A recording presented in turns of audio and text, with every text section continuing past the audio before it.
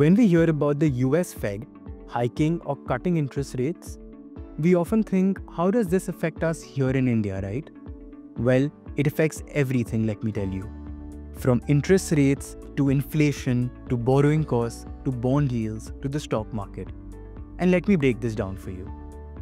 The US Fed, or the Federal Reserves, controls interest rates in the world's largest economy. When the US hike rates, bond yields tend to increase because borrowing costs also increase.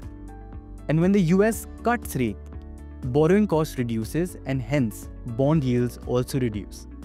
And this sets a global chain reaction.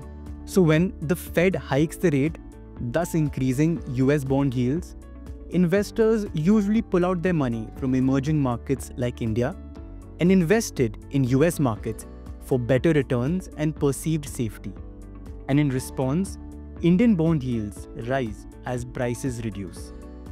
And when the central bank in India, which is the RBI, wants to stimulate the economy, they may cut the interest rates.